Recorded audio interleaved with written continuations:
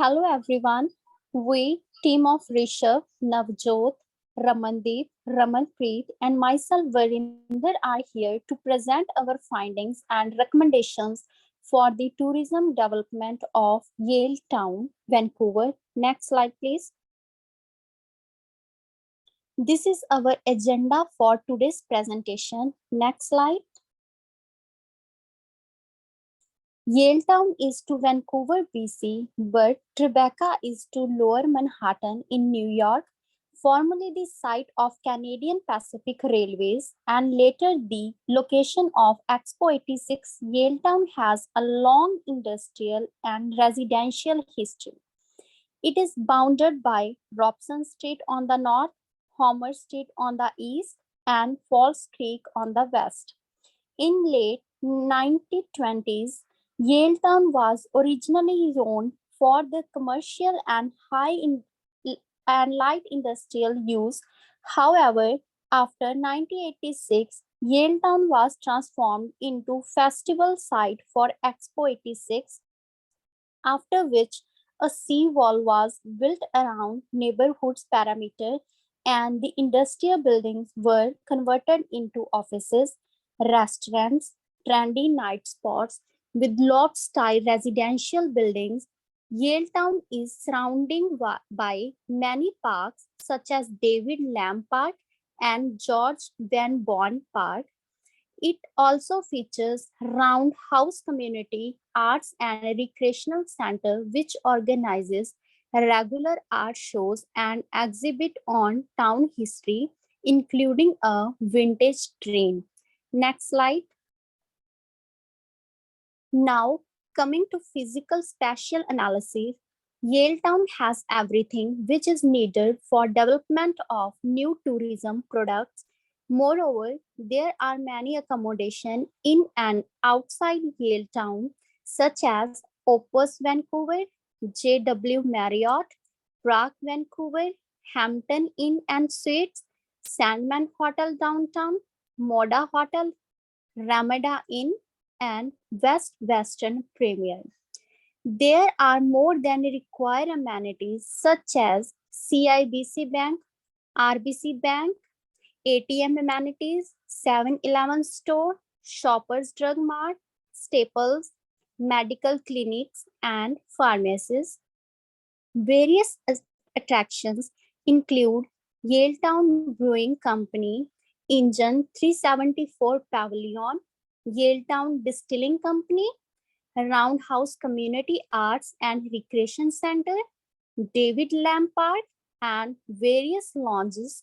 The area is having a well-developed transportation system such as Yaletown Roundhouse, SkyTrain Station, variously bus stops on Cambie Street, Nelson Street, Homer Street, Richard Street, and so on.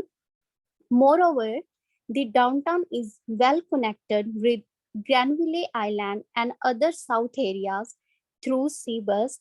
The most attractive feature about the Yaletown is the seawall, which borders the water body. There are various walking and cycling paths are developed for the people. Yaletown is home to highest number of residents in Vancouver. Some examples of restaurants are Minami, a Japanese restaurant, La Teresa, Italian restaurant, Blue Water Cafe, famous for seafood, Cactus Club Cafe, and many more. Due to high population density, the neighborhood has a good network of public parking, which is situated all area of Yaletown. Now, I would like to pass over to Navjot. Thank you, Varinder. So coming to the character spatial analysis, one can notice there are various green spaces on all four sides of the Yaletown neighborhood. The gray area, which you can notice in the map, has high concentration of restaurants. Both blocks are home to restaurants serving a variety of cuisines and cafes. The blue marking indicates the walking and cycling spaces for the public. The south of Yaletown has majorly been used for the industries. Lastly, the surrounding area has considerable low population density and less heritage importance than Yaletown. Moreover, it is not as lively as Yaletown. Next slide. Now, coming to the market scan, the population of Town in 2019 was 14,583, while the population of whole Vancouver was 6,94,440. The population density per square kilometer was around 26,400. Coming to the male and female ratio, it is same while the married couples are 66% of total population. Vancouver is known for diverse population. However, 87.1% of Town's population speak English only, while no one speaks French. The household income in Town is around 1,08,700, which is almost 20% higher than the Vancouver as whole. However, the unemployment rate 0.8% higher. The in labor force is 22% higher than the national average. All these parameters are extremely good. The only downside is housing, cost of living, and crime rate. Now, I would like to hand over to Ramandeep. In Yaletown, most of the population are young professionals between the age of 25 to 34 years. The culture of Yaletown is unique, consisting of a mix of history and modernization. It is believed that this rapid culture development is a result of post-Expo 86 boom.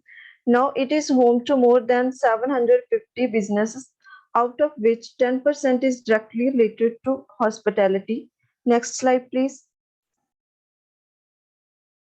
Out of three development themes, we have selected heritage tourism. The reason is Yaletown is having an extensive cultural history, and most of the tourists are from modern world who are attracted to heritage products. Vancouver receives large number of business tourists who usually want to expire downtown.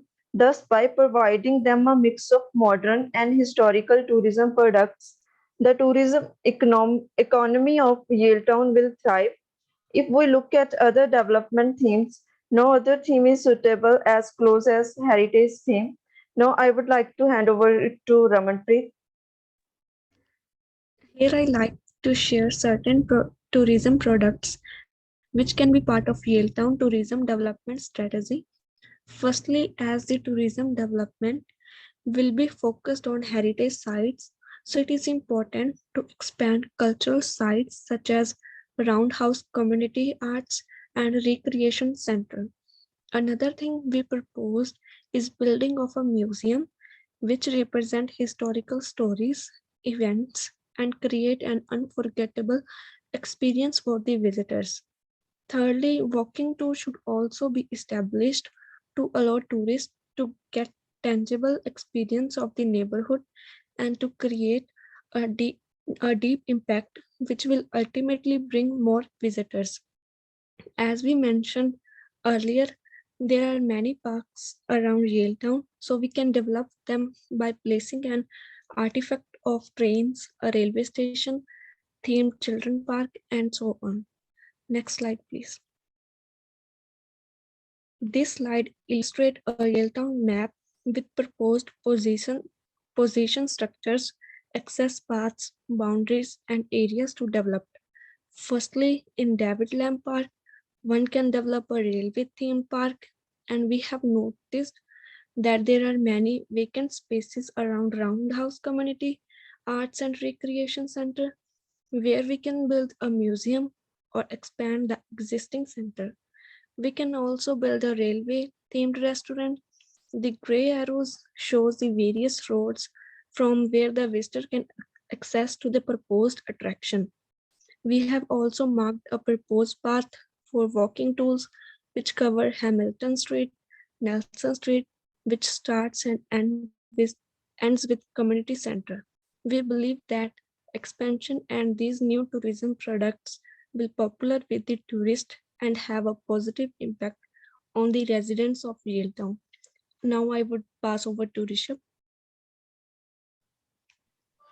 Thank you, Ramanpreet. The development perfectly aligns with the demand and supply of the area. Most of the visitors of Vancouver consist of international and business tourists who merely have 1 or 2 days for the sightseeing. Thus, this less time-consuming tourism products will attract them. During our research, we came to know that visitors of downtown Vancouver mostly have high budgets who are willing to spend more money for quality time. Given the excellent infrastructure with variety of restaurants and accommodations, this tourism development will create a perfect visitor matching. To conclude, our proposal of tourism development will create a considerable amount of economic growth due to high customer spending and attracting people. Moreover, the high unemployment rate of Yaletown will also fall due to various opportunities related to these tourism products. Another factor we notice is the income from the tourism can be used to preserve the existing heritage and cultural sites of Yaletown. The adaptability of this plan has high success rate due to low initial investment, maintenance fees, and in return will gain high profitability and successibility of the tourism development. These are the references which we use in our research of our project. Thank you.